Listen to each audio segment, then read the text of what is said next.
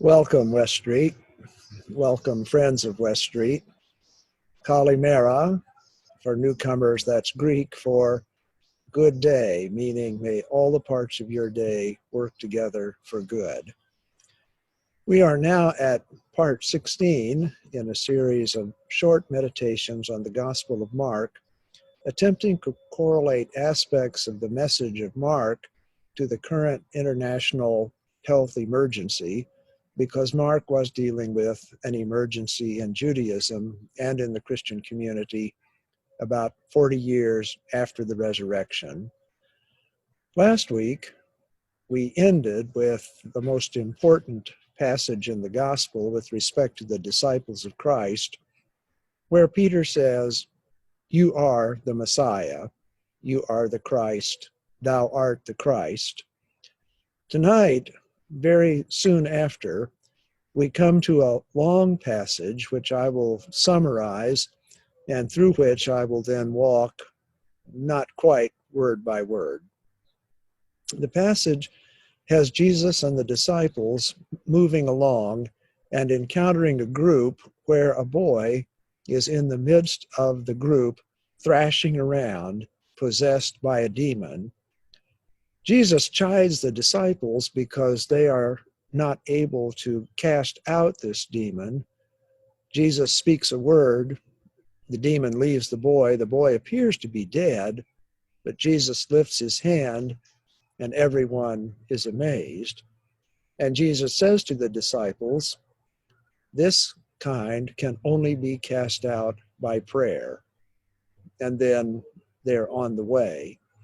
In the midst, the father of the child utters those familiar and so expressive words, "I believe, help thou my unbelief." So as the story begins, they see the great crowd, and some scribes are there arguing, and the crowd, seeing the interchange between Jesus and the scribes, is struck in awe by the way in which Jesus handles this public presence. It was, incidentally, commonplace for noted figures to debate one another in public in those days. They didn't have Sunday morning talk shows, but they did have established customs whereby people engaged in give and take around important issues, and that seems to be the case here.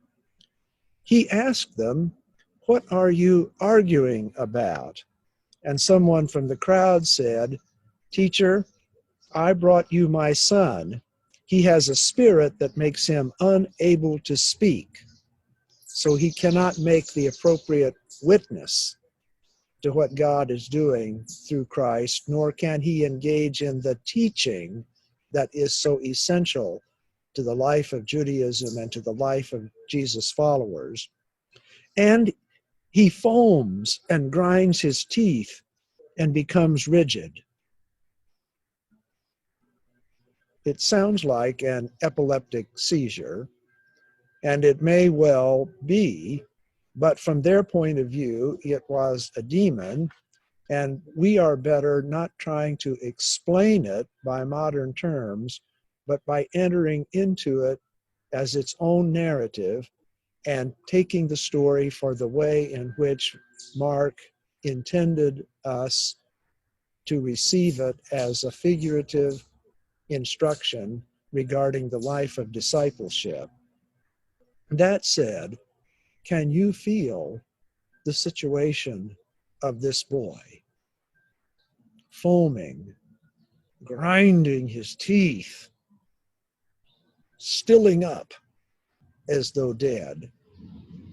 And can you feel the anguish of the father, absolutely unable to do anything, and then, having heard about the great healer, the prophet of the realm of God, Jesus, having brought the boy to some of Jesus' disciples, and they are unable to do anything either.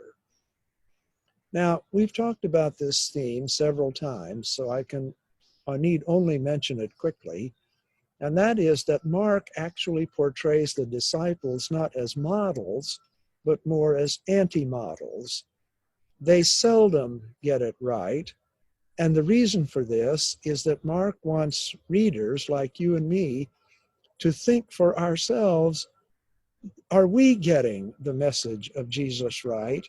Or are we reacting in the way of the disciples, which in the bigger perspective is simply bringing into the movement of Jesus the values and practices of the old age and not embracing and living into the message of Jesus, which is that the realm of God is dawning already around us, and we need to turn away from the values and practices of this old age and join Jesus on the movement into the future. We know, as I have indicated in the last 2 or 3 sessions, that for Mark, Jesus has given the disciples the power to do what they need to do here. When they say they can't cast the demon out, what they mean is, we do not have a proper perception of what you have done for us, and we are not acting on the power you have given us. So consequently, we are no more able to help this boy than any other power in the old age. Do you see what's happened here? The disciples have brought the old age and its repressive structures and its limited understandings of power into the circle of Jesus, and it makes them unable to do what Jesus would have them do. He said to them, "You faithless generation, you disciples who do not quite get my message and have not taken it deep into your hearts and your own practice. You faithless generation, how much longer must I be among you? How much longer must I put up with you?" This is a hard saying. Of course, we know that it is a teaching mode, but the reader would still know there is coming a day of decision beyond which there is no return. And the disciples and the people in Mark's church and we need to enter into the mindset of Jesus so that as those moments come to us, they do not cut us off always. And he brought the boy to him. When the spirit saw him, immediately, the unclean spirit, the demon, when it saw Jesus, immediately it convulsed the boy, and he fell on the ground and rolled about, foaming at the mouth. Here we have at the feet of Jesus a visible demonstration in one small person of what life in the old age finally is. It is possessed and it is destructive in the way of foaming at the mouth and the grinding of the teeth. Whether or not you believe in demons as little entities, surely you recognize with me that there are attitudes, behaviors, values, assumptions in this world in which we live that, left unchecked, can bring about the destruction of every community that we know. In that case, it would be a self-destruction, but destruction is destruction, whether caused by an outside force or by internal failure. "How long has this been happening to him?" Jesus asked. The father said, from childhood. It casts him into the fire, into the water. It would destroy him. But if you are able to do anything, have pity, that is, have mercy on us and help us. This is quite a statement on the part of the Father, considering he has just been rebuffed by the disciples of the one with whom he is speaking now. I tend to think the representatives of a company, of a group, the representatives indicate the nature of the group and the quality of its leadership. I would tend to think, your boys can't do anything for you. Why should I think you can?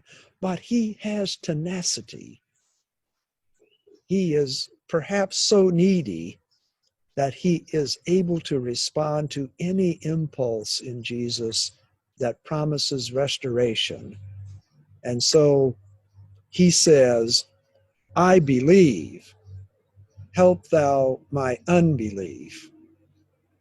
I believe there is something in you. I believe you have the power of God at work in you, but I need to see it. And in order to that, help me. I believe, but there is this ambiguity. I want evidence. And that is what comes next. Immediately, Jesus saw that the crowd came running together. He rebuked the unclean spirit. That means he cast the unclean spirit out. And he said, you spirit that keep this boy from speaking and hearing, I command you, come out of him and never enter him again. Mark paints Jesus as a figure with authority. And I don't think that authority comes to expression with any more force anywhere in the gospel than it does in this instance. And it is not just a reference to the demon and this small child. To the degree that this small child represents the old age, it is a way of saying that the power of Jesus, which is the power of the realm of God, has more authority to shape and reshape the life of this old age than we can imagine. Even entering into the most destructive places, the most dangerous, the most threatened, and pulling people back. And for this young man, the exorcism is not just an exorcism, it is the remaking of his life so that he can use his tongue for the purpose for which God made it, and he can live in the world in community, not distressing, but supporting, building others. But at this moment, when the demon came out, it convulsed him. Sometimes healing comes with pain. Sometimes it's hard to lose your demon. And then Mark says, and he was apparently, he appeared to be dead. How often, when something big happens, there is a painful element to it, and it is not immediately evident at the moment that it is the way of promise, the way of healing, the way of restoration, the way of community building. Looks dead.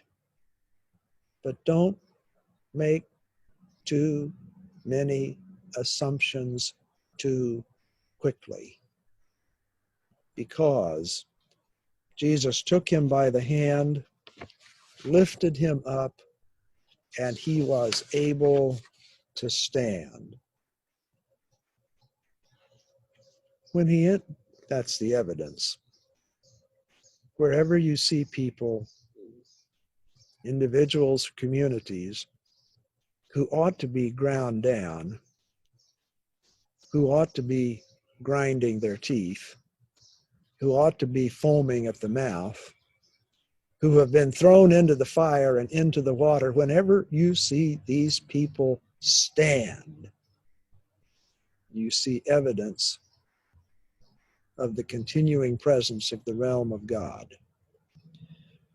When he had entered the house, his disciples asked him privately, Why could we not cast it out? We readers know it's because they have not taken into the depths of themselves the message that Jesus is bringing. And Jesus says as much at the end, where he says, this kind can only be cast out through prayer. Well, anytime, two things, anytime in an exorcism you invoke the name of God to overpower a demon, to restore a situation, to rebuild a community, that's an act of prayer. It implies prayer, even if prayer is not directly spoken. And secondly, Jesus has already told them that they have the authority to do this very thing if they just invoke prayer in the confidence that Jesus has given it to them. We are at a moment in our culture when there is a lot of foaming at the mouth, where there is a lot of grinding of the teeth, where there is a lot of being in the water, then being cast into the fire, then going back into the water again.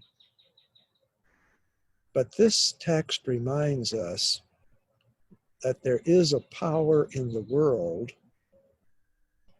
that is our ally when we believe it, when we act on it, when we are willing to be convulsed and not to make too quick an assumption that things are just going on the way they were, when afterwards the boy, the situation appears to be dead the same as it was.